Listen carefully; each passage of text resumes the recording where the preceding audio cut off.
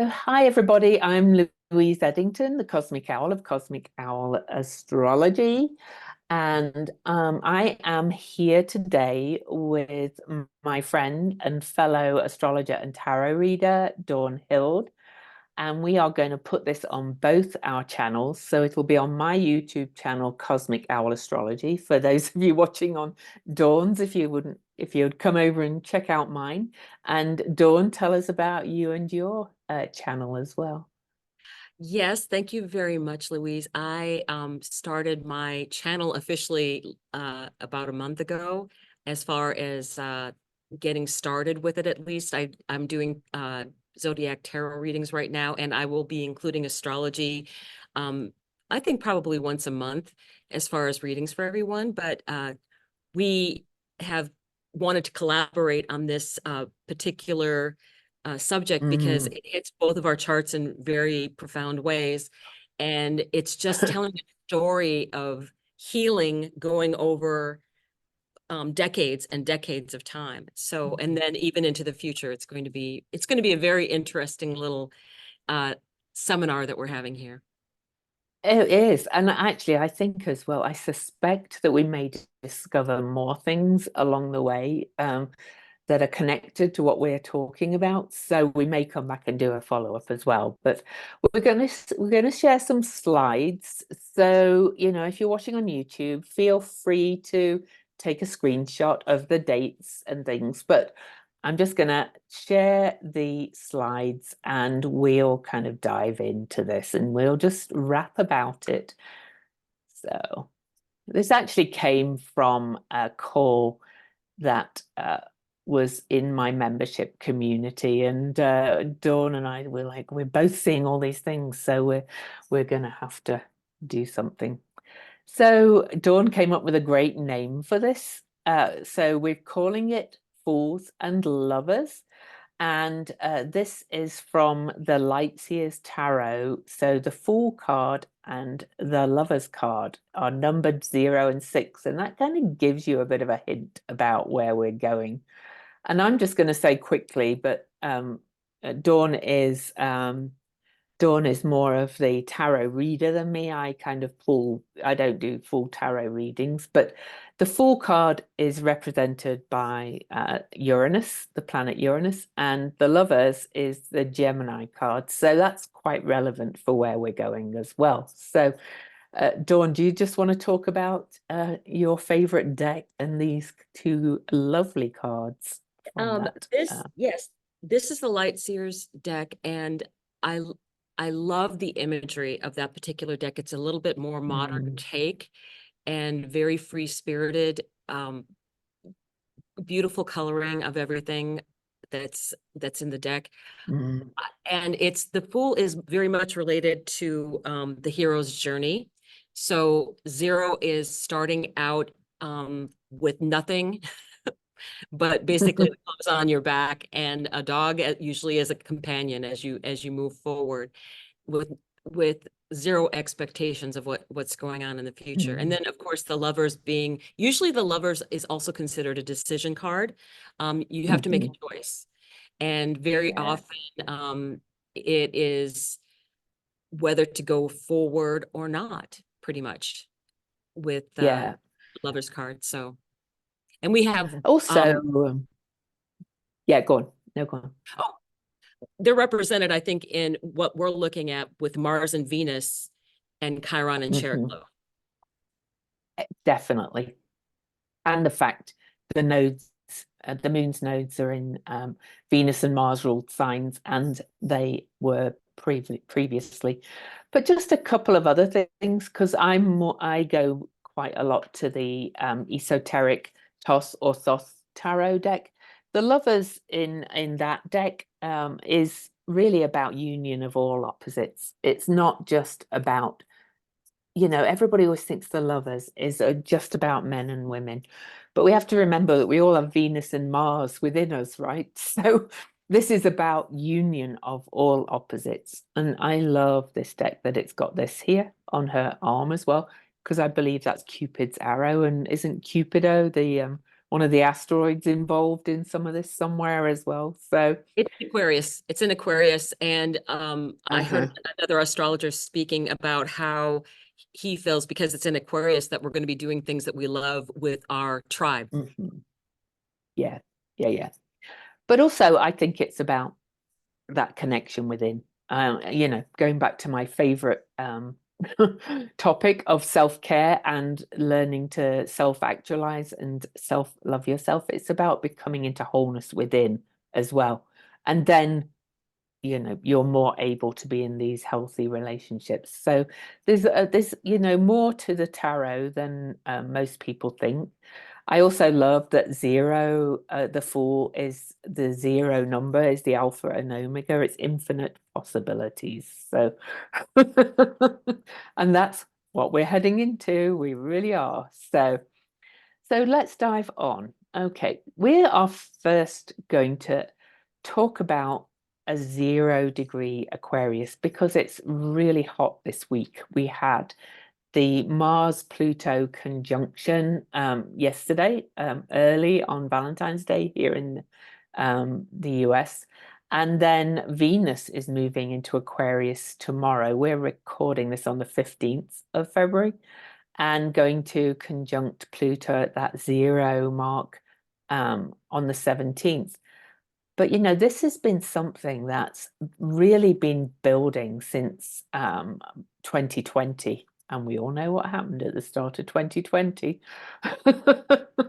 After a huge conjunction of Saturn and Pluto at 22 Capricorn, and Ceres and the Sun and Mercury were all there at 22 Capricorn. Saturn and Mars moved on, and they first met at 0 Aquarius, and then they were followed by what's called the Great Mutation.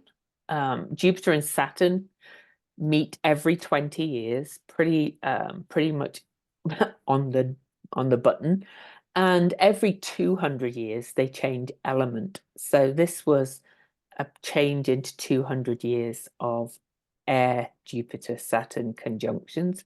So it's called the Great Mutation. And then we had Venus and Mars meeting at 0 Aquarius, but we're going to be looking at the next Venus and Mars one too. But then look at what's happening this week.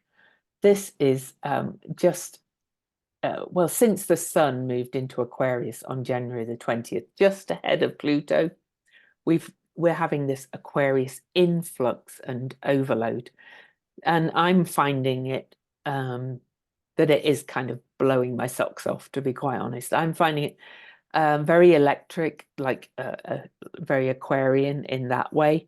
But everything seems to be moving very fast. There's so much going on, so many pieces. I always think of Aquarius as a bit like lots of puzzle pieces coming in and having to juggle a little bit like the Fool is juggling in this card in the top tarot. So what's your kind of feel about this heavy or big influx of Aquarius that's incoming right now? I Yeah. believe I Um, believe that Pluto is transforming um, all of these elements. Mercury to start with for communication, and of course mhm, that also plays into other things besides relationships. Innovations and inventions and all those things. And Mars mhm, and Venus, though, I think it's very much related to because Pluto is a transformational um, planet, that Mars and Venus are getting that transformation in order, I believe, when they join for us within, because you had already spoken of this, and I totally agree that we have to do the healing within ourselves in order to have those better, higher relationships that are out there. But you're not going to get that mhm. relationship unless you've done the work within yourself. So you Yes. have to be a vibrational match for the person that you're wanting to be with. Yeah. So the Yeah. important thing is And this transformational energy, I think, is transforming the planets before they join together. And I think that's mhm. that's why it's going to be such a huge difference. Oh, it's just going to be massive. And just to talk about just this week again, or let's talk about this week and starting January the 20th.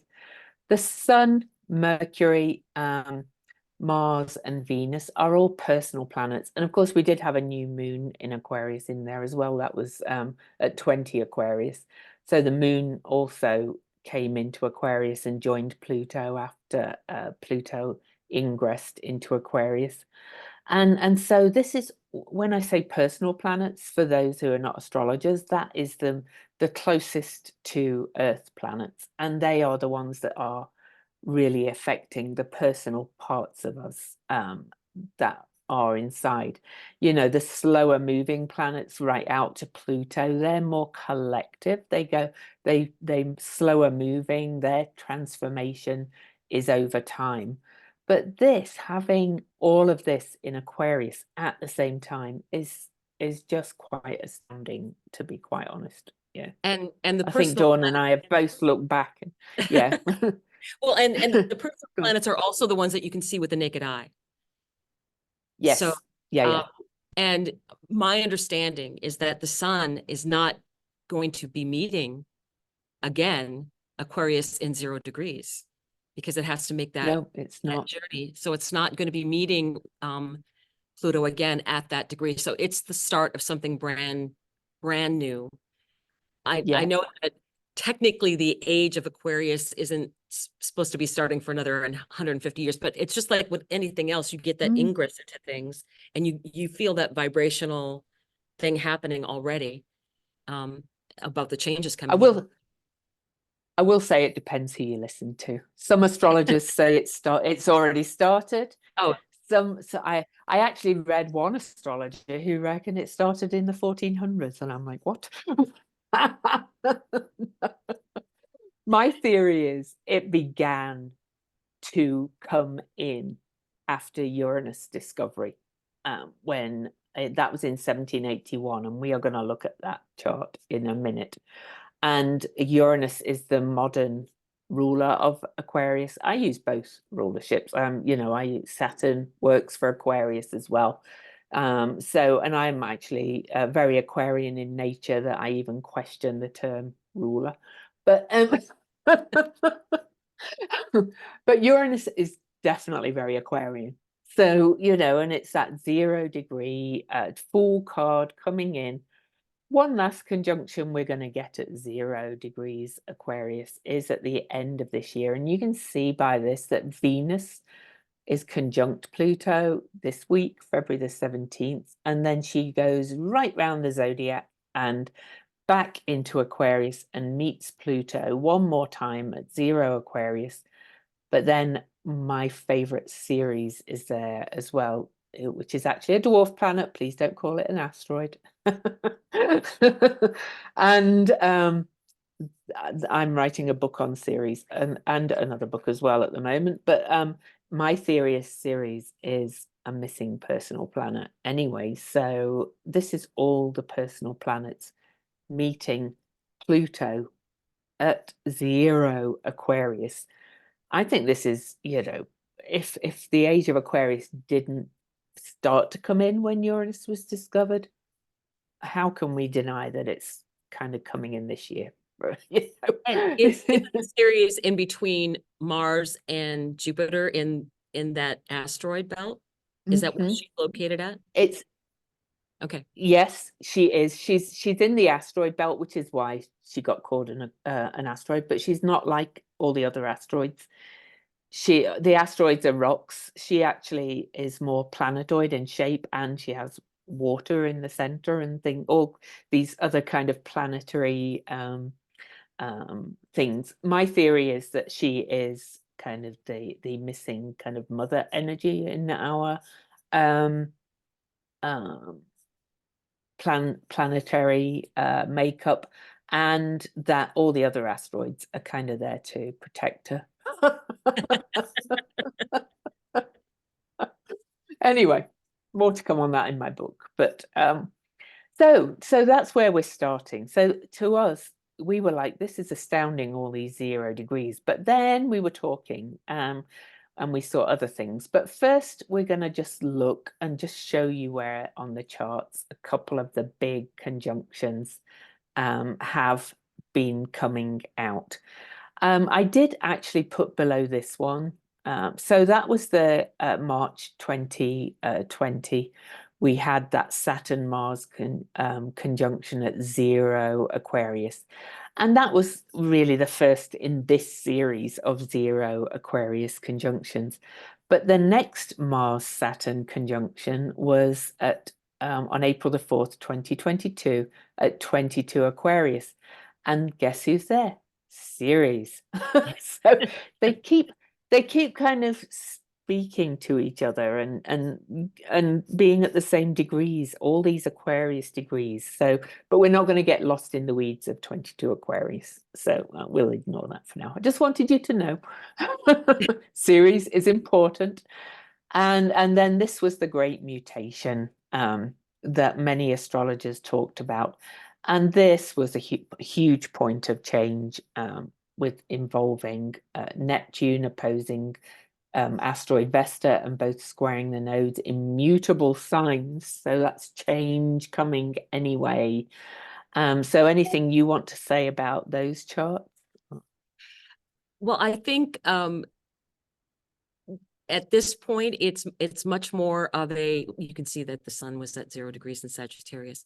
But I think as things move over into the other charts, we'll probably get a better idea of looking at the 0 and 6 degrees for that whole fool's journey. I know that there were the number of people that predicted that there was going to be a massive change in the world way ahead of that was astounding. And that was long before I really dove deep into astrology myself when I decided to become a professional astrologer. But going back, all really good astrologers are fantastic historians. I mean, yes. Yeah, that's true. But yeah, you know, astrologers have been talking about it. Where I came to a lot of what we're going to talk about in the 6 degree thing was because a commenter on my YouTube channel mentioned human design and a certain date in that we're going to look at in 2027. And I looked at it, I was like, oh. and then the wheels so started turning for both of us very much. Yes. Yeah, they did. But you know, we've started with the 0 degree because it is that first card in the Fool's Journey. We're clearly at this point launching into something very different, very special. Anyway, we'll move on for a minute unless you want definitely there's world. anything. No, we can move on. But it's definitely it indicated a world change. It was a world change that was taking. So this is the slide with all the 6 degree marks on it. I did cheat and go a little bit to just into 7 degrees because, you know, they're very close and quite related.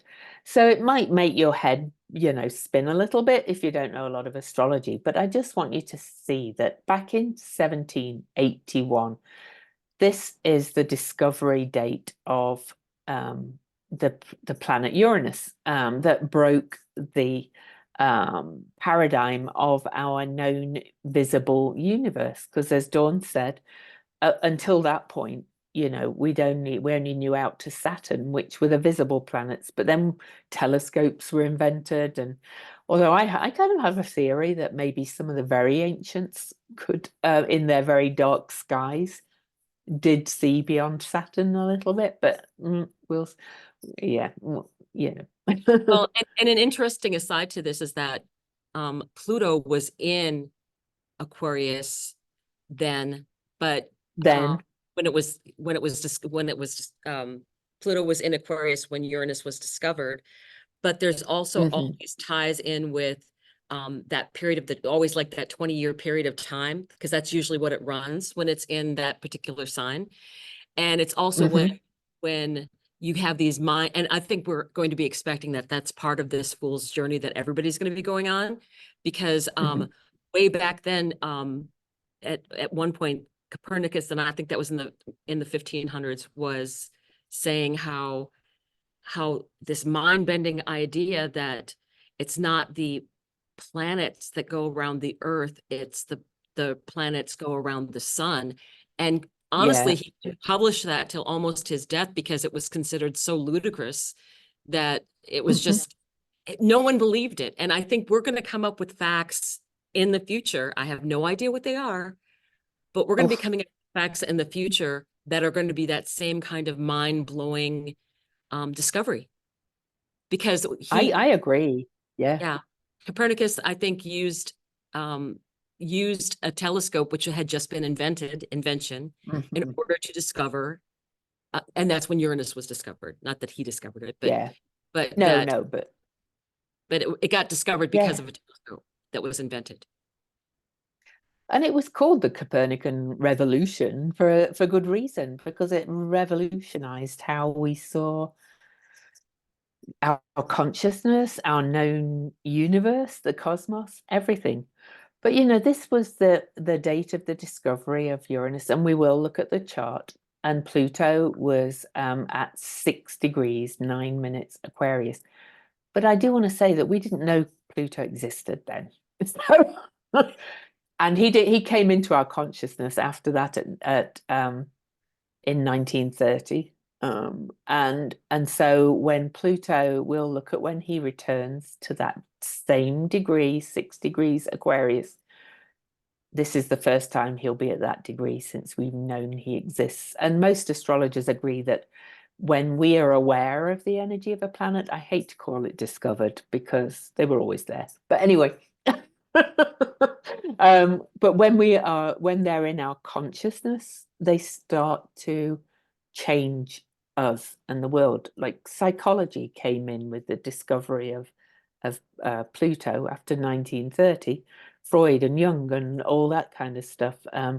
And with Uranus, it started, developing things to do with electricity and, eventually, the internet and all that kind of wave energy, really. So there's a lot more could be said about that. Yeah. And a lot of times they say that we discover, or they come into our consciousness when we're ready for them, when we're Yes. ready to incorporate that into our own consciousness and not unconscious. So any new Hmm. discoveries are something that we always, just like the asteroids and the centaurs and the Kuiper Belt Hmm. objects now, all of those things. Yeah, exactly. But then we have these other dates following that were all at or very close to 6 degrees. Now, most of our audience are probably in the USA. This was clearly a revolutionary time, 1781. I think that was when the Constitution was written or ratified. And I'm not very clear on all those dates, not being from the USA originally, but and we can clearly see that what's happening in the world now, not just in the USA, but in the USA a lot, is that we're in this kind of revolutionary time now. We can hope that it won't be a violent revolution. People tend to fight more with ideas and cyber attacks and things like that more these days. But who knows? It could be. But one other thing I do want to mention, and I'm only going to mention it briefly, is that 6 Aquarius is the south node of the USA. So, USA is really being changed. I think this is more important than our Pluto return and our Chiron return, to be honest, because the degree is so hot. So we Well, can see that, yeah, go on. and then on a side note, having all of the eclipses that are going across the country as full eclipses, and that we won't have another full eclipse again, until like until the 2040s. That is going to be in the Yeah. United States, I believe, are the dates. So I think that that is very significant. I also think a lot Mhm. of the changes that we're going to see with Aquarius are going to be right up front at the beginning. So, you Mm. know, be prepared to have your socks knocked off a little bit, because just like when Pluto entered Capricorn, almost immediately all of the banking information, all of the deep secrets and everything started coming out, and that transformation started taking place. And then by the time we were closing out, there were regulations put in place and all these other things that happened because of Pluto going in and digging out all the muck. And it's going to be the same with Aquarius, where it's probably going to have a lot of stuff coming very, very, very quickly. And then we're going to have to learn how best can we regulate the internet if when we don't know what's true or not. Those kind of things are all going to have to come up. And AI and robotics and all those things. But also with Aquarius being very much kind of a group sign, it's tribes, clans, whatever you want to call those words. It's the people, really, Aquarius. It's people, like new alliances are likely to be made. But of course, it's also invention as well. Aquarius is very related to like clean energy because it's got that kind of wave energy to it. So I think there's going to be huge discoveries in clean energy. Nothing, Oh, yes. like we don't know what's coming yet, to be quite honest. So I think that's very true. and very, very true. Yeah. yeah, and we always have free will as to whether we embrace it or resist it, and we can see both sides at the moment. So anyway, And the nice part so about Aquarius, the collective of Aquarius, is Aquarius collective welcomes individuality. It's not like the Libra yes, collective that is more like, oh, let's everybody be the same. No, no. we want people that are different and free thinkers, and then you bring that to the collective so we can make it better and everybody's Yeah, accepted. and you all communicate with each other because it's an air sign. So, and I also think it's kind of like agreements and constitutions and things. I'm convinced, they're going to be constitutions rewritten and stuff during this period, or at least major amendments to them. We'll see, I guess, if I'm right or if we're right. So then moving on so that was, the last time that Pluto was in Aquarius, and we had these conjunctions at 6 and 7 degrees. Again, Sun, Mercury, Venus, no Mars at that point. So this time is more than that time, if you know what I mean. It's like there's even more going on than was happening back in those early 1780s. So in 1977, Centaur Chiron, the wounded healer, most people have heard of Chiron, was discovered in 1977, but he normally travels between the orbit of Saturn and Uranus. So Saturn was the old boundary of our known universe. Then Uranus kind of blew that open with thanks to telescopes and things. But in January of 1992, Chiron crossed Saturn's orbit within the visible realm of our naked eye at 6 degrees Leo, which is the opposite point of 6 degrees Aquarius.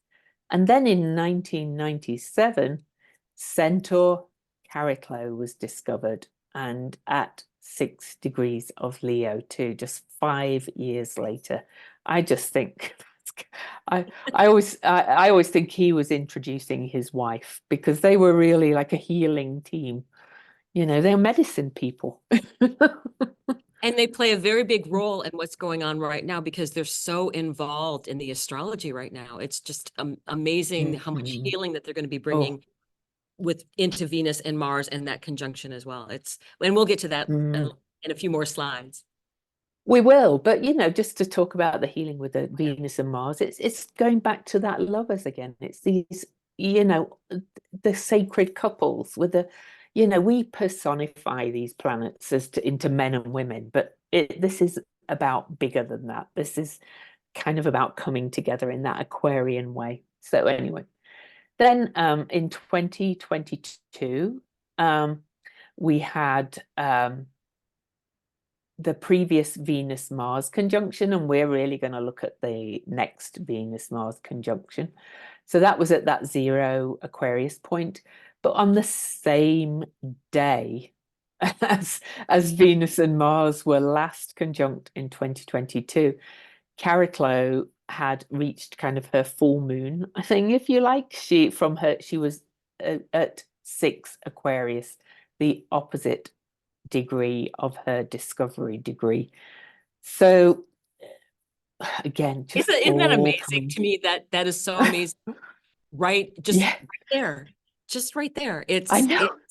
It's to me, this was the beginning of that Venus Mars starting to get the work of healing just beginning. Mm, To yeah. start, all right, this is the starting point. This is the 0. This is the fool's journey, the fool's card Yeah, right here. definitely. It really is. And then in well, it's coming up very soon, February the 22nd, next week, a week today, in fact, at 6 degrees Aquarius, Venus and Mars have their next conjunction, which is at opposite that Cariclo, I spelt that wrong there, discovery point. And then just a couple of other things looking ahead. February 2027, Pluto returns to 6 degrees Aquarius, where he was on the day of the discovery of Uranus.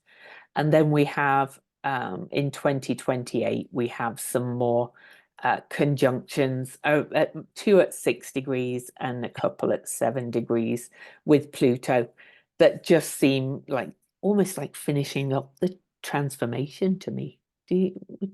Oh yes. And I think by the time we get to that time of 2028, Mm, and I think wasn't it the date February 28th, 28th, 2027. Okay, we'll look at that later. But yeah, yeah.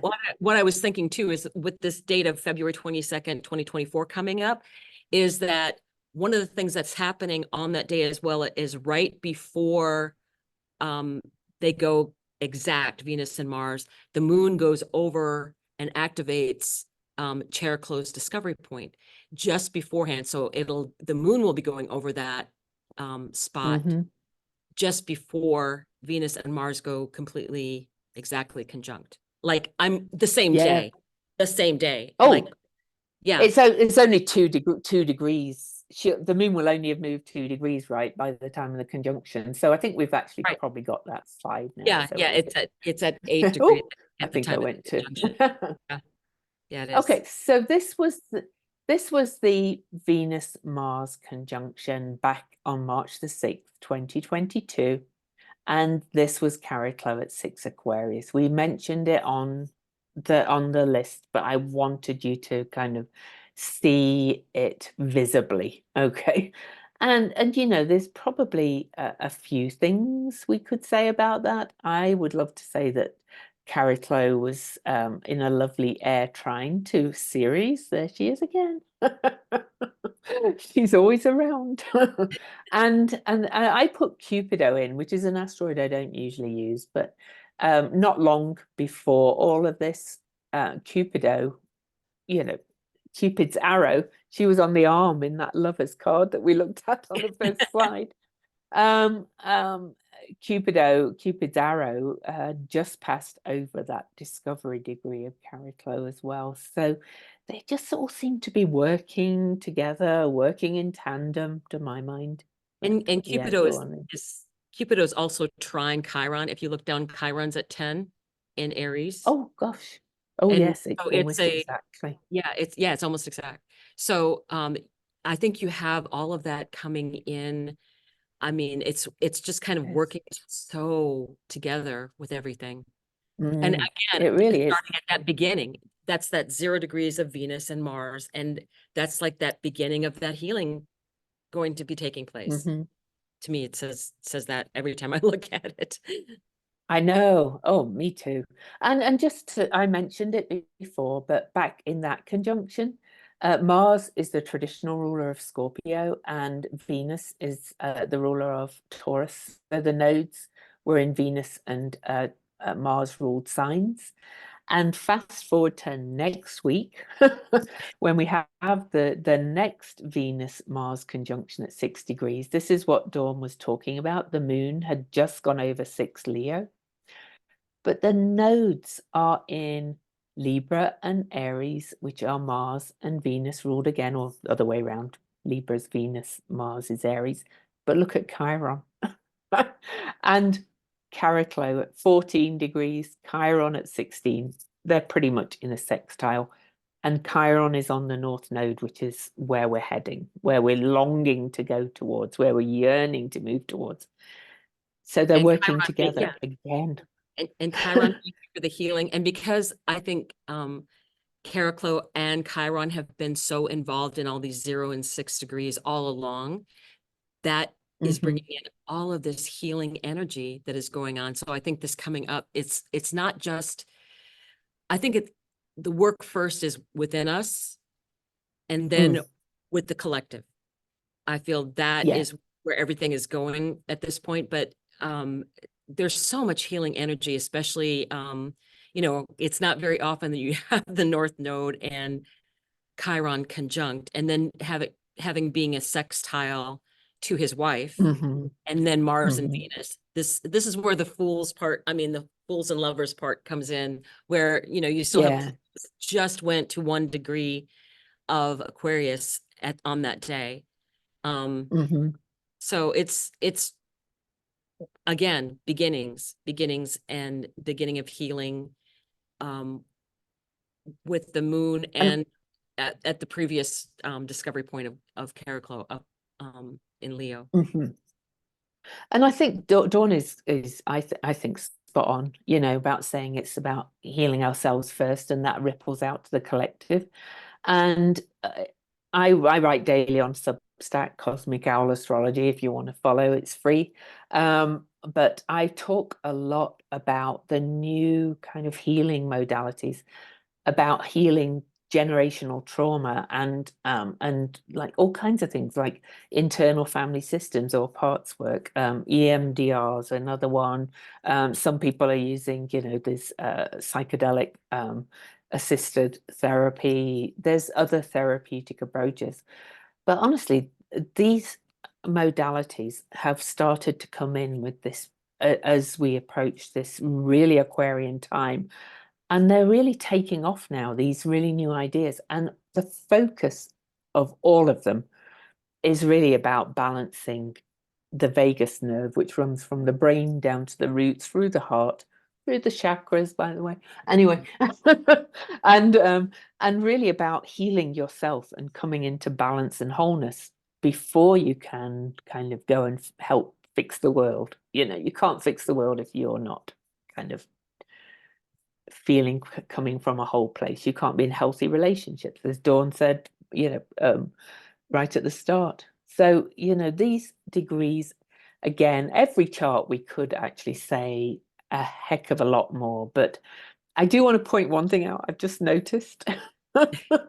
And this is dwarf planet Haumea, which is in an ongoing square with Pluto from 13 exact squares, number of the goddess. But anyway, going till 2028. So that square, the Pluto Haumea square, is lasting until all these conjunctions finish, as we looked at. But Haumea is at 2 degrees Scorpio, so you'll see that important in a minute. So I'll show you. And I hadn't noticed that before, so don't want to spring anything on you, but And Aquarius too, being one of the healing modalities, is that we're getting a lot more into vibrational therapy and sound healing. yes, All of those things are coming up, and have even in what they consider modern medicine, it's, you know, right. How many years have they been doing ultrasound therapy where they break up stones so that they, I I mean, know. it's just going to be becoming more and more and more as we are moving further into Aquarius. There's going to be so many changes. And integrative therapies too, to use another word, that's very Aquarian too, you know, the mixing a lot of the allopathic and the so-called, you know, esoteric woo kind of things. that's all very quantum. It's just quantum energy as well. So, but look at this is the Uranus discovery chart. So we kind of talked about this where Pluto is at 6 Aquarius, but look where Pluto was when on Uranus discovery, square the nodes, and the nodes were in Venus and Mars ruled signs again. Mars ruling Scorpio, Venus ruling Taurus. And guess who was conjunct the North Node back then? Chiron, the wounded healer again. It's just it's just astounding to me. And incidentally, quick one, Uranus was at 24 Gemini, the lovers, conjunct Hygeia, which is holistic healing and opposing Mars. Yeah. So in we've been in a very yang paradigm, and by that I say yang rather than masculine because it's not about men. But we have been in this very day energy, yang energy, hierarchical control, dominance, almost all the shadow of the divine masculine for quite a long time. And Uranus, it seems, and Pluto came in to shift that, because when Pluto squared the nodes, that's a big turning point, right? Even though we didn't know Pluto existed at that point. So anything else you'd like to say about that chart? Quite Well, astounding again. Pluto leaving Capricorn as well, once it got out of Capricorn, even though it will be backing into it briefly, to me, it's kind of like a few more tasks to finish up Yeah. before it completely leaves. But I feel like that is a lot of those breaking down the last of those hierarchical type what's the right word I'm looking for? Structures, Signatures. Yeah, paradigms. signatures. Yeah, and Yes. structures and Yeah. Capricorn being structures. Yes, yes. The Mhm. breaking down the structures. Honestly, I feel that a lot of the um, you know, the big business models are going to be changed drastically in Aquarius. I think it's Mhm. going to go to much more of a communal level of commerce. I think so. Cooperatives, that kind of thing as well. More, although again, I think it's going to be things we haven't actually thought of much Yeah, before, but I we'll, agree. yeah.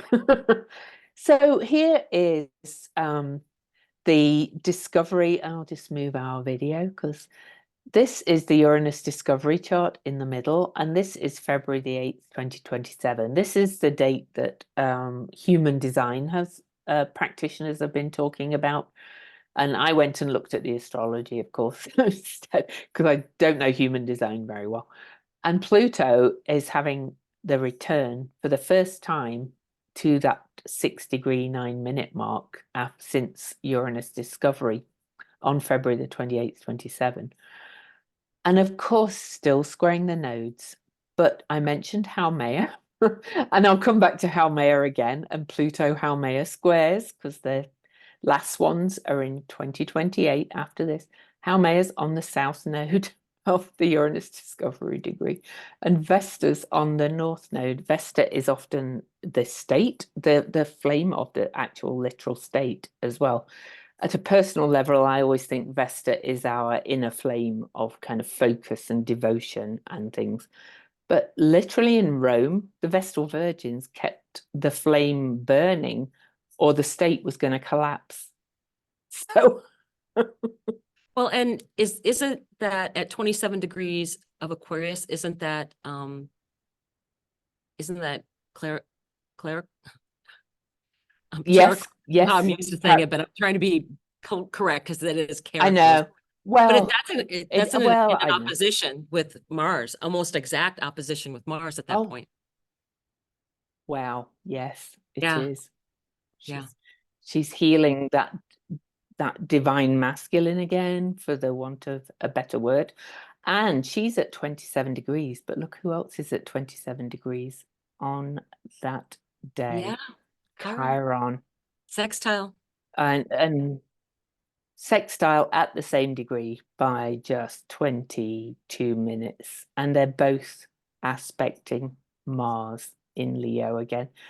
And to get really techie, this is conjunct the degree Venus was retrograde at last summer. So, you know, they're all kind of working together to bring in this new paradigm. I was gonna say Yeah. astrology's trying. They're trying. They're trying really It's, hard. Yeah. Yeah. yeah. It's quite astounding, to be honest. I hadn't actually noticed Chiron at that degree too. It's just like, whoa. And by then the North Node will have moved back, or the nodes will be in Aquarius and Leo, heading back towards that 6-degree mark. But Mercury's retrograde on that day as well. So it's like the new ideas and things will come in.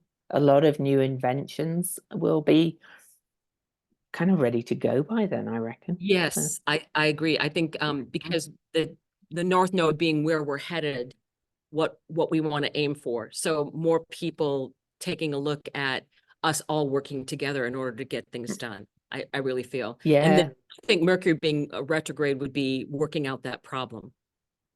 I think so. Yeah. Cupido's at 0 degrees Aquarius too. And Jupiter in Scorpio is also at the 27-degree mark, squaring Mars. So, you know, there's a lot speaking to each other. And Jupiter's retrograde in Scorpio. Last time we had Jupiter in Scorpio was actually when the Me Too movement really kind of rose up again. So kind of purging more of those abuses of power and kind of that kind of energy. Wow. Anyway, amazing. Yeah, This a lot of again. healing energy, a lot of healing energy. Oh, Um, I think so. Yeah. And just to go to a little basic numerology, 6 is a very feminine number too, because it's one of the more curvy numbers. It's also one of Nikola Tesla's numbers. It's 369 thing, but anyway. So on to Cariclo. So first, this is where Chiron crossed Saturn's orbit in January of 1992 at 6 Leo and opposing Saturn pretty much just a little bit before that because and so they were working together because Chiron came and broke through those previous boundaries again.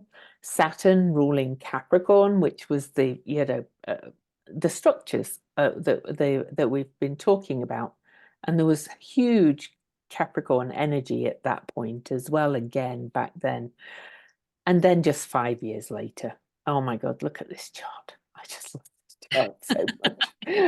But I'll let Dawn have a talk about this one. oh, well, I love that you point out it's isn't it the 6-pointed star that we get out of this discovery point? You have Mars at Yes.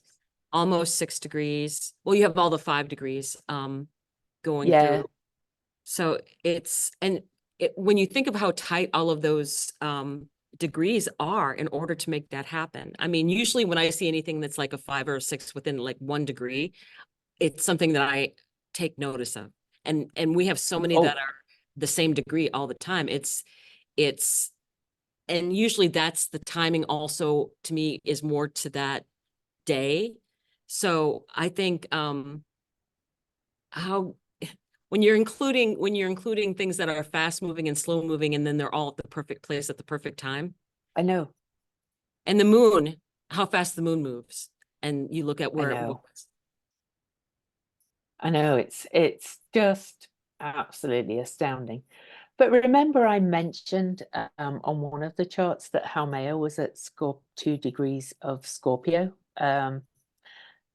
Guess who's at 2 degrees of Scorpio in fact, it's the only water placement apart from the South Node is Chiron and Haumea, the dwarf planet Haumea, is a creatrix. She's a creation goddess of the Polynesians of Hawaii.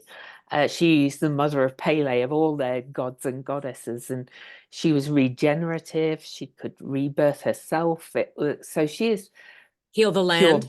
uh, yeah, healing, but she also, bursts volcanoes and things too. Yes. So, but she is a creation goddess. And Chiron was there on Cariclo's discovery chart as well.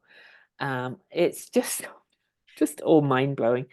And how Maya is conjunct Mars in Cariclo's discovery chart. But over here, look at this Aquarius energy opposing her. Ceres was almost exactly opposite her on the discovery date, and on that south node of the USA, and on that 6-degree Aquarius point where Mars and Venus are gonna um, meet. It's undoubted that the USA is going to change hugely in some way, but I think it is a healing energy. Like Dawn keeps saying, I really don't get the sense of a violent war Oh, type revolution. I think it's going to change with ideas and invention and yes. constitutions and things. And Yeah, and I yeah. don't think you get any real change by being warlike. You get the No, change when everybody is by I guess when I look at it, if you can't get peace by holding a club over somebody's head. You have to live peacefully in order to exactly. get there. So for Yep. me, a lot of this is really going into the healing of what you have to live like you want it to be. You can't just blog about it on a computer. You have to go No. do it. You have to live Yeah. it. And that's what this is saying is you have to go out and live that if that's what you want. Hmm. Yeah. And I don't Yeah. believe I'm thinking more the kind of problems that we're having are going to be technological problems. I think there'll be some cyber stuff going, there'll be cyber Oh. attack, that kind of thing. I certainly I expect it. But Mhm. I think that they're just like anything else, things will go down, they'll come back up, it'll be inconvenient. Mhm. And that is what's going to be happening more because it's not so much people on the ground anymore, it's machines. Yes, exactly. And we have to learn how to use them ethically and for the good of humanity, really. Unfortunately, some people have different ideas about what's good for humanity, but I Well, think I that's a nice think part of Aquarius too, the independent thinker. yes, Be an independent thinker. And yes, and exactly. and if you feel that you have to overpower someone to get your viewpoint across, then it's the wrong point of view. That's Yeah. Exactly. Because we're going from Leo, the king, or the royalty, or the lord or lady or whatever, to the people. And the focus, look at this, all this Aquarius was so much on the people. There was even more Aquarius than there is now. Because, wow, well, and yeah. even some of the cards that I've been reading, it's lately the Emperor, when it's been coming out, it's like the Emperor energy that's been coming out has been like the Emperor isn't going to be in charge anymore. That's what I've been getting in the No, tarot readings that I've been doing for the collective. I'm like, oh, there are changes coming, and they won't be yes, violent. You know, it'll no. just be people like, no, I don't. That's not how I want to work anymore. Dollars for hours. I don't want to do that anymore. I want to do my own thing. Mhm. I think there could be, things like universal income, things like that coming in. And I think the discovery of clean energy and things like that will definitely help. All those things will come into it. But there was something else I was going to say. Oh yeah, Aquarius. I wrote a blog post like ages ago, um, before I even realized Cariclo was existed, I think. And I wrote about I just kind of vision like that we're gonna have be ruled, guided, whatever, by councils in future. I don't think there's gonna be a head honcho, one head honcho. I think the baton might pass. So there's always kind of somebody saying, okay, it's your turn to speak. But but I think, as you said, the emperor is done. It's time for circles and councils and people, passing the talking stick, if you like, and circles within circles, and maybe even go and ask the clan mother as well, like the old ancients used to do. Like the 13 grandmothers that still is in existence.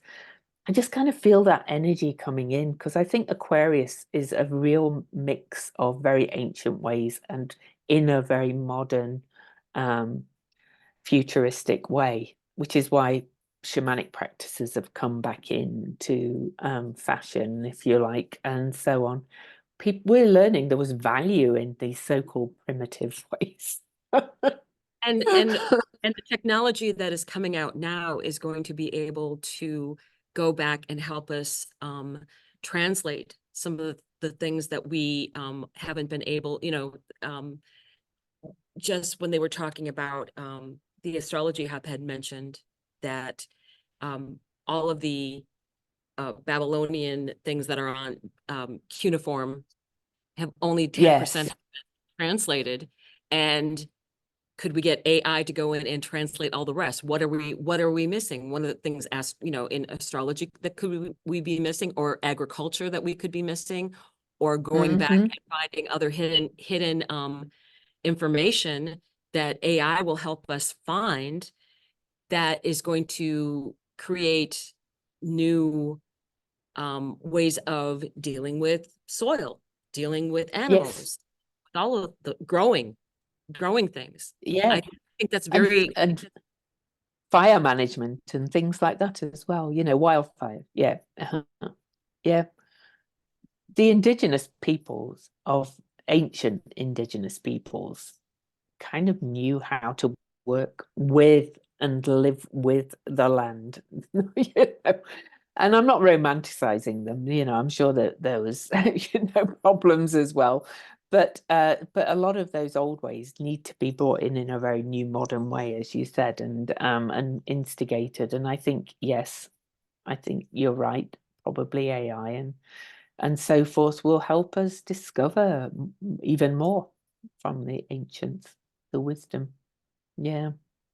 hmm Just like I have my view that I think some of the ancients could see some of the things we can't see now because we've blotted everything out with electric light. well, even under the Any, oceans, that's a whole other yes. area of exploration as well. Oh, absolutely. So we just thought we would share our charts without personal information because, well, Dawn is, look at this, Dawn's south node and moon is her moon's at 6 Aquarius. So just getting that 6-degree hit over and over again, but it's also trine to her Mars and it's in a quincunx aspect to I don't know if you call it quincunx or in Yeah, conjunct. It's yeah. to a Venus. So her Venus and Mars are square each other. So how do you feel? You probably started to feel The where this is going. Yeah, I really feel like the second that, I mean, literally Pluto went into Aquarius on January 20th in the evening, and I felt it immediately. I mean, and it was, for Mm. me, it's great energy. That's in my ninth house. It's the house of hmm astrology, exploration, higher, it's foreign countries and personal philosophy. So I Yeah. am looking with eagerness on all of those things. I also have Saturn on top of my south node, so eventually Pluto's going to get there as well. But I always say that when someone gets to our age, and we're at that stage where we've already probably lived a lot of our astrology, and it's worked itself out. Um, and as part of our free will. But one of the things that I know I do have coming up is on the 22nd, when the moon is activating Cheraclo right before the conjunction. On the conjunction, it's on my North Node. North Node. The moon will be on my North Node when that conjunction happens. So for me, I think it's a personal healing thing for me. Mm. You know, I have had so many, I didn't come to become a full-time astrologer until, you know, I had lived my life and worked 40 years for a company and raised children. And now I'm coming into this different, completely different stage of my life, completely different, but very exciting. And what Mm. I feel is fated for me because it's going to be my North Node. So this is what I'm going forward with. So fun fact, Pluto was almost exactly transiting my natal Saturn in Capricorn when I formally started my astrology business. There you go. Saturn is Saturn is very entrepreneurial. So they I don't know if you'll have to wait till then, but I think maybe the parts of your business that you're doing now will kind of start coming together in a more structured container at that point. You know, the entrepreneurial journey is one of Yes. twists and turns. So Yes. And truly I've been but enjoying it. It's been a completely new learning experience, and thank goodness I have sons who are very, I am technologically challenged. So having children who are like, "Oh, let me tell you how to set up lighting." And I'm like, "Thank you." How do I do this? How do I do this? So, you know, with the help of very educated younger people that have helped me out with this. But Mm, I do want to say that when people look at their own charts, that they can take a look at the, as you know, like in Aquarius, if you look at Aquarius, what is the opposing sign, which would be Leo? What planets do you have in that personally in those areas of your life? And how are those planets yeah. speaking to what's going on in your chart and in that whatever houses they happen to be in your chart? And that's a little bit more elevated for astrology for some people. But if you look at what would be squaring and what would be opposing, that's where you're going to get your Mhm. biggest changes because it's going to make you change. Oh yes. Yeah, Whereas yeah. The sextiles and trials conjunct are easier. yeah. And the conjunctions are important, of course, but I Yes. find they're more Yes. integrative. Kind of the squares and oppositions kind of push for Right. Right. change. They And like I change think or that be changed. it's the blending of the energies with conjunctions. And sometimes they say, oh, Yes. conjunctions can be rough. I find, to me, it's almost it's a much smoother thing unless you have a lot of Saturn issues that you have to get taken care of. Um, Yeah. if you had, how do they say? So you shouldn't be afraid of your chart if you've been living a well-lived life. It's only if you've been like a bad merchant out there, and then Aha. Saturn will take you to task when you come up to certain areas when it's Saturn goes into square with certain things. That's what happens. So if Yeah. you know, not do not worry if you've been um living your life in peace and doing the best that you can every day, then to Hmm. me, I love the idea of the collective being the community. I being from Minnesota, we have a very, small town, small community, and it's a very, you know everyone, and it's like, oh, something happened, what do you need? So Yeah. that's the energy that I'm looking forward to for more people being, you can set up your own communities within neighborhoods if you're in a bigger place. So for me, Yeah. that's what I'm looking for more in Aquarius is the group is going to, everybody's going to have their own individuality. Aquarius is all about being an individual, which I love. Hmm. And then welcoming that individuality into the group collective because every little different quirk is needed Oh for the yes. in the future. Definitely. If you need to think, you're going to need to think differently. Oh my goodness, definitely. Especially yeah. And Pluto, just to talk about Pluto transits, because we're talking immediately about the Venus Mars conjunction next week, but then Pluto's gonna move to Dawn's moon, and then to a south node, and then to a Saturn, and then it's going to aspect Venus and Mars and things.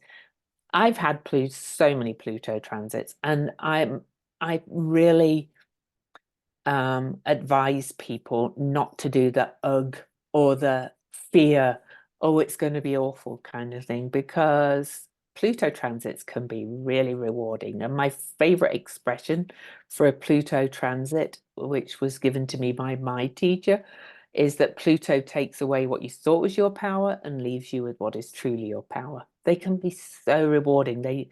Pluto kind of mines your inner strengths and diamonds, you know, your root strength, really. So don't And fear Pluto yeah, transits. and I'm very excited by it all, because I have Chariclo that's I'm Mm. gonna have on my Cariclo, technically Cariclo return. And no, I feel nothing but excitement about Pluto moving Mm. through that ninth house. It's gonna be, I have so Oh, much, it's gonna be I lovely. already have travel stuff coming up hugely for me, as well as, all of the astrology things and all of the other things that are going on in my life, and with also the Saturn going through my 10th house of career. So all of Yeah. these things are happening for me um in this beautiful symphony that is going on. Mm. And I think that now I'm ready to go in a completely different timeline for myself, um, one that's still relatable to everybody else in my life, but I'm just going to Yeah. be doing so much more exploring, and I think it's going to be a beautiful experience. Oh, I agree. And you know, I know you will lean in. And to me, that's the beauty of learning to understand your own astrology at a deeper level instead of, and I'm not saying you have to become an astrologer and take 5-year courses and things. Just get to know your own chart and notice what happens when transits happen, and really notice how you respond to the transits, because you know, both Dawn and I understand our charts well, and we lean into this transformation instead of fearing it, and feel that excitement. Aquarius energy is so exciting. It's like butterflies coursing all through your body. Well, and I think too, because I've had readings from other astrologers, because we all do that, and you Yep. use Mercury. I've had people use Placidus, for my chart, and it does make sense. It's the house system that you're using has its own techniques, and I Yep. find Louise's techniques are every bit as true when she's doing and it gives me insights that I might not have looked at before. And I Mhm. think that's where the value is of keeping an open mind when you're looking at an Oh, astrology chart. There's just so much that you can learn. I know that there's even different systems that are used for dream interpretation, that they use yes. for dream Yeah. interpretation. So it's a fascinating field, and astrology is just um such a huge, varied, it's just like world languages. There's all these different languages in the Mm. world, but they're beautiful ways to communicate. So I think, take the fact that when you're dealing with someone that has experience with a particular house system, and people go astrologers will usually take and go with a certain area of the chart that they're going to be exploring, because there's just so many things out there. So Yeah. whether someone is concentrating on natal charts and explaining those to people, or whether they're doing more of a deep dive into maybe um, um, synastry charts, which is also a huge Yes. thing. Yeah. So there's Yeah. many different avenues that you can, and different astrologers that can explore those avenues with you as well. And I also have a bit of a theory about all this Pluto through Aquarius and all these other things that we've been talking about, that astrology itself might become more integrated and integrative. There's already many astrologers who are integrating using both whole sign, which is kind of one side of this current discussion, let's call it, and then the quadrant system, like I use porphyry and things. To my mind, always work. Whole signs works for some things, great for me. Porphyry works, but more for the kind of deep what's going on in your psyche kind of work that I prefer. But they both work. And I think more and more they're going to get integrated, or there could even be a new system come up with this Aquarian energy, to be quite honest. So That's what really matters, what really matters are the planets, I think, and the signs more than the houses anyway. Yeah, and the angles. But so my chart. So this is my highlights. So 6 Aquarius is at the midpoint of my Cariclo, Centaur Cariclo. I've had my Cariclo return because I'm older, and this is Pholus, another Centaur who is kind of like Pandora's box. And if you put 6 there, that's 369, which is Nikola Tesla's code of numbers. But anyway, who knows what's going to come from that when it gets to 6? But also, when all these 6-degree marks start to happen next week, it's square my midheaven and square my IC. No matter what house system you use, that's still my midheaven and my IC.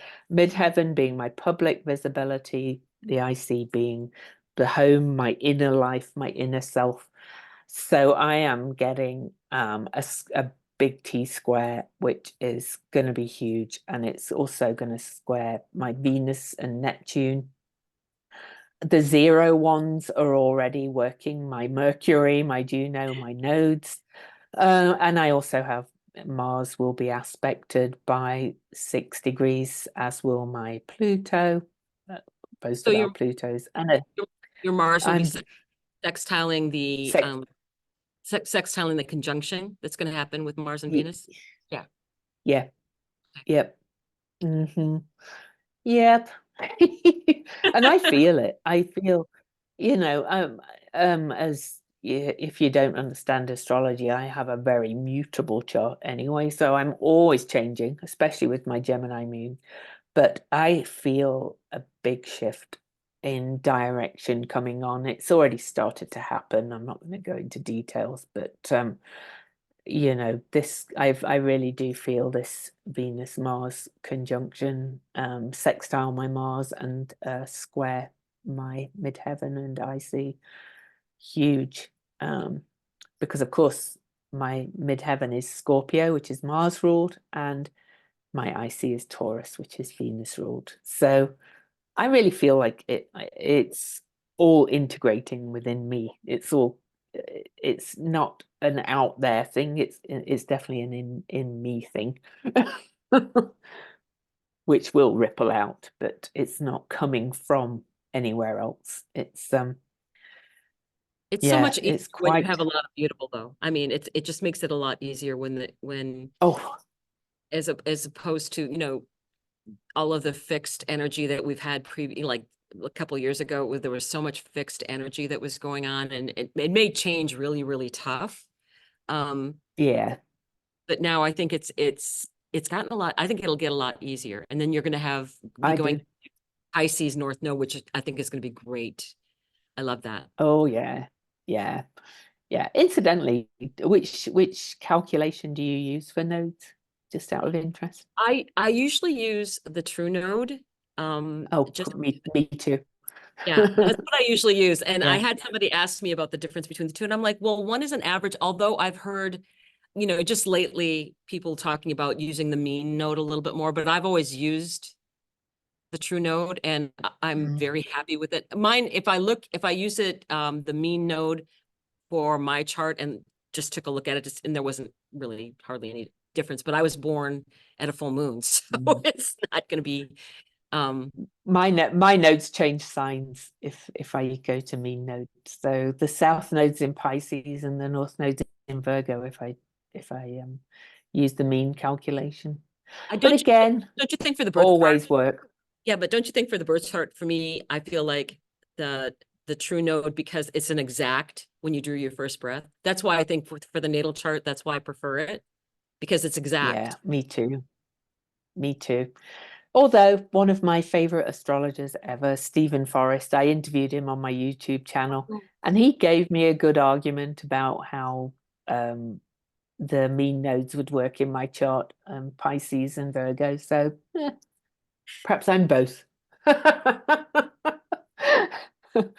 That's very Gemini too. That's very Lover's Goddess. Like Yeah, that's true. I can be, and Yeah, it's very Aquarian. I can be both. So, and see both sides. so And but like, yeah, but enjoying learning is the other part of Gemini too. And you have the Gemini moons. ex exactly. So are there any last thoughts? I mean, I think we've covered so much. There will be a transcript with this. I will upload it, into YouTube and send it to Dawn so she can upload it, or one of her sons can. Thank you, Josh.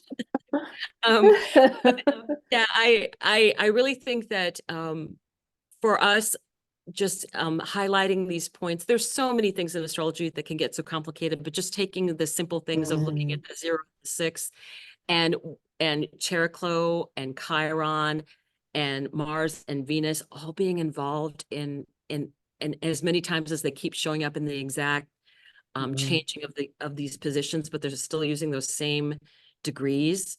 Being Aquarius and Leo, I think it's a very magical time of healing going on. And because Pluto, I think, has basically set everybody straight before they went into the playroom, that uh that everybody is like, okay, be on your best behavior because we all have to get along. Exactly.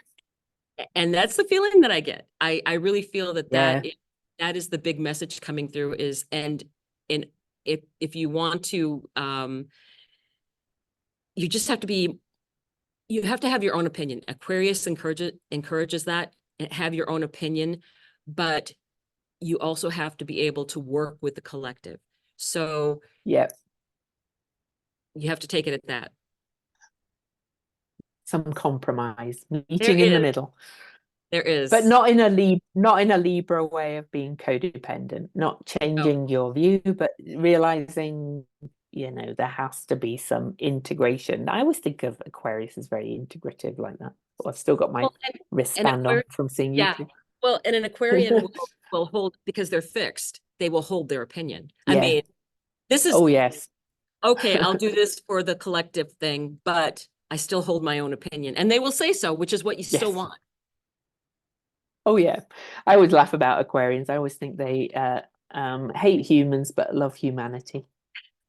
I have two sisters that have Aquarius sons, and I have the Aquarius moon, and I love it. I love my Aquarius moon because it's like, yeah, are you a bit odd in the things that you like? Yes, but Aquarius moon, don't care, what other people think. Yeah. So, and I'm My happy. youngest daughter has My youngest daughter has an Aquarius moon conjunct Uranus by 1 degree. Oh my goodness. Oh my goodness. Yes. Rebel. Oh, yes. Rebel. Yeah. But she's lovely with it. She's Oh not yeah. yeah. Yeah. hmm Well, thank you And very she's much. very sure, very certain. Yes, thank you for doing Um, this with me. This has been fun. and I think we'll have a lot of Yeah. things coming up in the future. There's I learned a lot about asteroids from Louise, and hopefully in the future we'll be able to take a look at those a little bit more in depth and what they mean in your chart, as well as Mhm. she's writing some very interesting including on series, which I think is going to be fascinating when it comes out. So we'll have to make sure we have a special talk about that when the time comes. So I'm going to push you on your book now because of that. Yes. Yeah. We got a bit distracted by a house purchase, but that's all right. I'll But get back to it. we'll put each other's information on each of our web Yes. websites or channels or whatever you want to call them, because I can't remember. Yeah. And that way you can take a look at it, what we each do. So I really enjoyed this so Yeah. much. Thank you, Louise, for doing Me this. too. Me too, Dawn. No, thank you.